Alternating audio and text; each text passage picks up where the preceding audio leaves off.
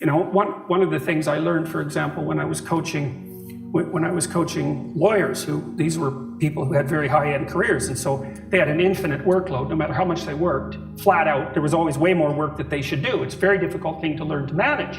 And so they were exhausting themselves, and I said, well, you know, you have to work less per day. It's like, well, no, that's not happening. I can't do that.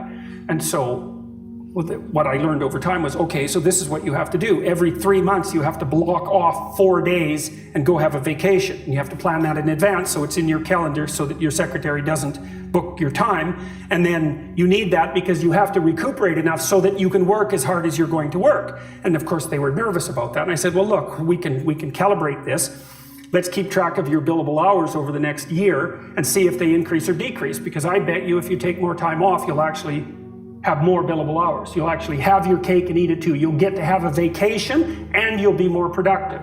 And that inevitably, that was what happened. And so that's a matter of calibrating the game properly, right? You want to play a game that you can play today, but also one that you can play next week and next month. We're not talking about, you know, your career this week. We're talking about you having a career that lasts 30 years, that doesn't kill you, that doesn't make you hate yourself or the job, that doesn't make you bitter, that doesn't wear you to a frazzle.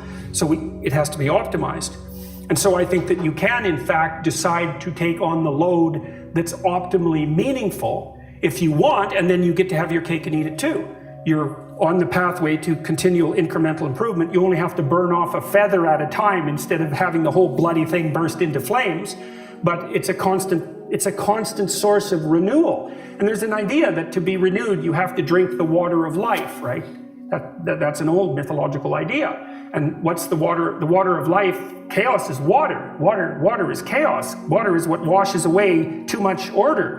And to stay continually, let's say, refreshed by the water of life is to take on exactly the right amount of chaos to make sure that your garden is properly nourished.